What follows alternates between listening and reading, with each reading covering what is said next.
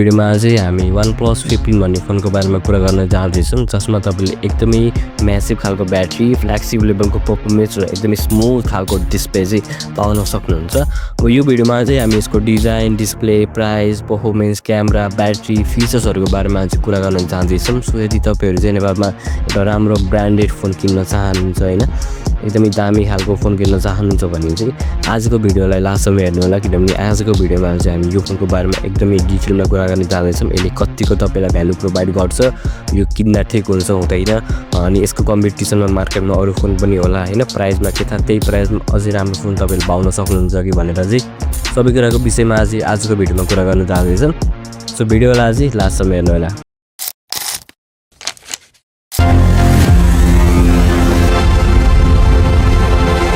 प्राइसको बारेमा कुरा गरौँ। यसको 15GB ऱ्याम र 512GB स्टोरेज क्यापेसिटी भएको भेरिएन्टलाई तपाईँले नेपाली मार्केटमा लगभग 1,60,000मा किन्न सक्नुहुन्छ। अहिले चाहिँ तपाईँले यो फोन किन्न सक्नुहुन्न, यो चाहिँ प्री बुकिङको लागि एभाइलेबल छ।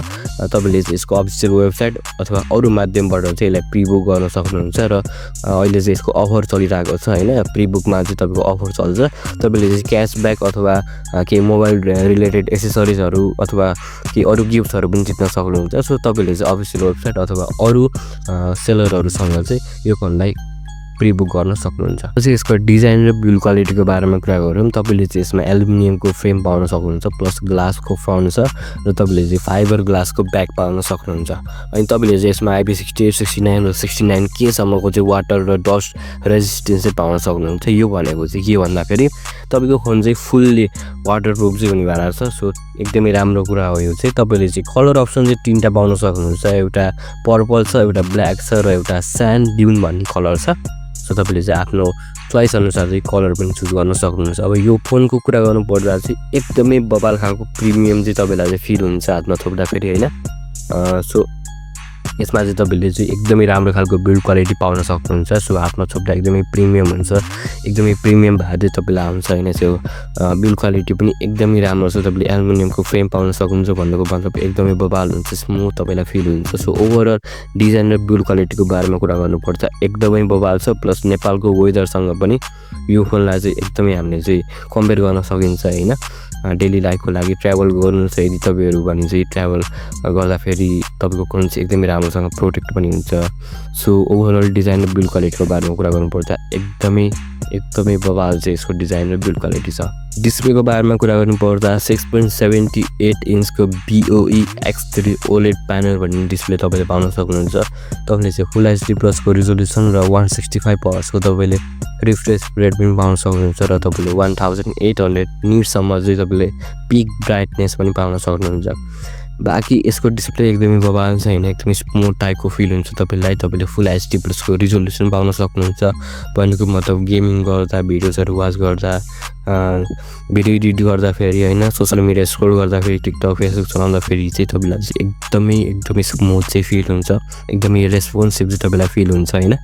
स्क्रोल गर्दाखेरि चाहिँ तपाईँले चाहिँ एपहरू यताउता गर्दाखेरि, ब्याक गर्दाखेरि तपाईँलाई चाहिँ एकदमै मजा चाहिँ आउँछ यो फोन चलाउँदाखेरि। यसको रिफ्रेस रेट र जुन यसको प्यानल डिस्प्ले छ अनि यसको ब्राइटनेस पनि एकदमै राम्रो छ। सो यो फोनको चाहिँ डिस्प्ले चाहिँ एकदमै स्ट्रङ पोइन्ट हो होइन, यो फोनको डिस्प्ले चाहिँ एकदमै बबाल छ। अब यसको बारेमा कुरा गर्नुपर्दा क्वालकम स्न्यापड्रागन 8 Elite Gen 5 भन्ने तपाईँले प्रोसेसर पाउन सक्नुहुन्छ र यसको चाहिँ तपाईँले चाहिँ 12GB र 16GB ऱ्यामको चाहिँ भेरिएन्ट पाउन सक्नुहुन्छ र 256GB स्टोरेज क्यापेसिटी अथवा 512GB स्टोरेज क्यापेसिटी भएको भेरिएन्ट चाहिँ तपाईँले पाउन सक्नुहुन्छ।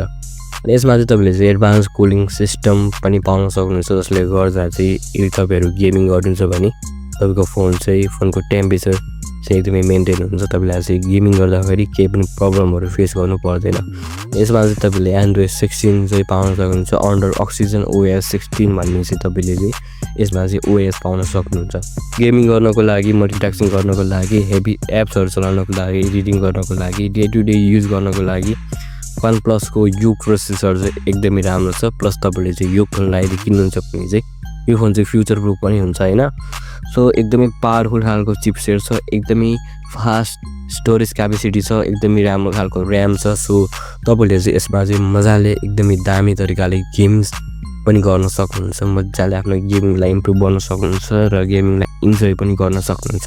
सो ओभरअल पर्फर्मेन्सको बारेमा कुरा गर्नुपर्दा पनि एकदमै बवाल छ। प्लस तपाईँले डिस्प्ले एकदमै राम्रो पाउनुहुन्छ, प्लस तपाईँले यसको ब्याट्री पनि राम्रो पाउनुहुन्छ। सो ओभरअली पर्फर्मेन्स चाहिँ तपाईँको चाहिँ एकदमै तगडावाला चाहिँ बुस्ट हुन्छ यो फोनमा। क्यामेराको कुरा गर्नुपर्दा 50 मेगापिक्सलको मेन क्यामेरा पाउनुहुन्छ तपाईँले चाहिँ सोनी LYT700 भन्ने। तपाईँले यसमा 50 मेगापिक्सलको अल्ट्रा वाइड पाउनुहुन्छ र 50 मेगापिक्सलको periscope telephoto with 3.5x optical zoom चाहिँ तपाईँले पाउन सक्नुहुन्छ। फ्रन्ट क्यामेरा तपाईँले 32 मेगापिक्सलको पाउन सक्नुहुन्छ।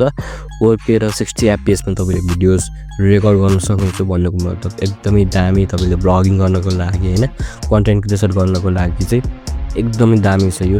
अनि तपाईँले चाहिँ यसको मेन क्यामेराबाट चाहिँ लगभग 8K र 30 FPS सम्म चाहिँ तपाईँले चाहिँ भिडियोजहरू रेकर्ड गर्न सक्नुहुन्छ भन्नुको मतलब एकदमै बवाल। क्यामेरा पनि एकदमै बवाल छ यो फोनको होइन।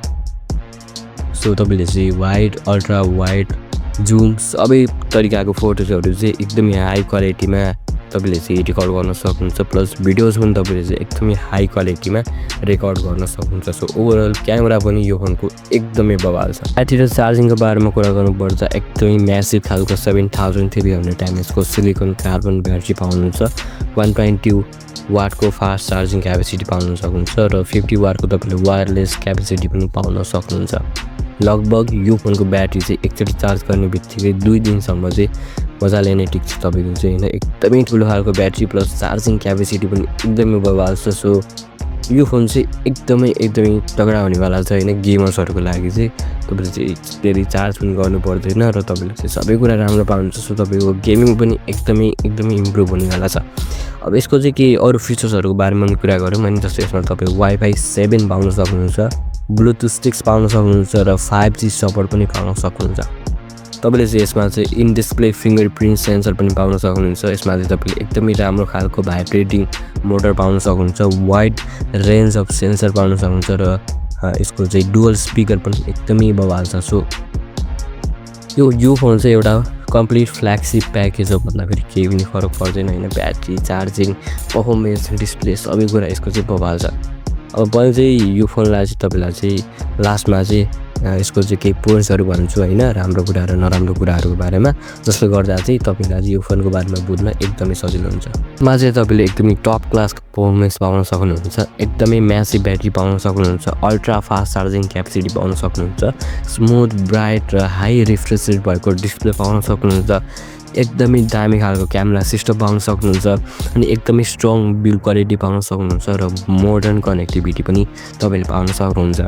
नेपालमा त Wi-Fi 7 अझै आएको पनि छैन भनेपछि तपाईँले आफै बुझ्न सक्नुहुन्छ कि यो फोन कतिको फ्युचर प्रुफ हुनेवाला छ भनेर। प्लस यसमा तपाईँले चाहिँ अरू राम्रो फिचर्सहरू पनि पाउन सक्नुहुन्छ। बट यो फोनमा चाहिँ केही कमीहरू पनि छ होइन। अब यो कमीहरू त कस्तो खालको कमी हो भन्दाखेरि एउटा नर्मल मान्छेले चाहिँ यसलाई खासै ध्यानै दिँदैन क्या।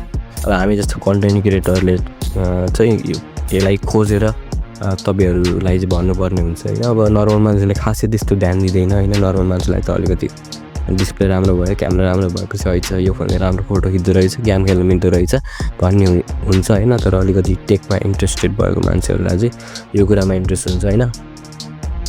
सो अब यसको चाहिँ केही नराम्रो कुराहरूको बारेमा कुरा गर्नुपर्दा सबभन्दा पहिला त प्राइस हो। अब 1,60,000 तिरेर कसैले पनि यो फोन किन्छ जस्तो मलाई लाग्दैन। कोहीले किन्छ होला होइन, बट धेरै जस्तोले चाहिँ अब जान्छ iOS-तिर आइफोन किन्नको लागि होइन। सो अलिकति प्राइस कम गरिदिने हो भने चाहिँ मान्छेहरू चाहिँ यो फोनतिर आउँछ कि भन्ने जस्तो मलाई लाग्छ होइन। प्राइस पनि अलिकति धेरै नै भयो। यतिको प्राइसमा अझै राम्रो खालको चाहिँ तपाईँले फिचर्सहरू पाउन सक्नुहुन्छ होइन। यसको चाहिँ साइज र वेटको पनि कुरा आउँछ। साइज अलिकति ठुलो छ। अब ब्याट्री ठुलो भएपछि अटोमेटिकली फोनको साइज पनि बढ्छ होइन, वेट पनि बढ्छ। सो अलिकति साइज र वेटमा पनि अलिकति तपाईँले चाहिँ यसमा प्रब्लम फेस गर्नुपर्छ। यसको चाहिँ क्यामेराहरूको कुरा गर्नुपर्छ। क्यामेरा एकदमै ठिक छ होइन। तपाईँले चाहिँ लो लाइटमा अथवा जस्तो लाइटमा पनि खिच्यो भने तपाईँलाई एकदमै राम्रो लाग्छ। बट अलिकति डिटेल्स हेर्ने हो भने चाहिँ अलिकति फरक चाहिँ तपाईँले देख्न सक्नुहुन्छ होइन। यतिको प्राइसमा चाहिँ त्यो चाहिँ नदेखिन पर्ने हो। बट हामीले चाहिँ मैले चाहिँ त्यो भेटाएको छु होइन रिसर्च गर्दाखेरि। लो लाइटमा चाहिँ अलिकति चाहिँ तपाईँले चाहिँ लेस प्रिमियम चाहिँ फिल गर्न सक्नुहुन्छ। अनि यसमा चाहिँ तपाईँले डिस्प्ले रिजोल्युसन चाहिँ फुल HD+ मात्र पाउनुहुन्छ। फुल HD+ भनेको एकदमै राम्रो हो, बट यतिको प्राइसमा चाहिँ राम्रो होइन। यसमा चाहिँ तपाईँले QHD+ को रिजोल्युसन चाहिँ पाउनु पर्ने हो। सो यो चाहिँ यसको केही नराम्रो कुराहरू भयो होइन। यो खासै त्यस्तो बाल लाग्दैन कसैलाई पनि, त्यस्तो तपाईँले त्यस्तो खासै नोटिस गर्नु हुँदैन होइन यो कुराहरू। बट मैले चाहिँ तपाईँलाई अझै भनिदिएको।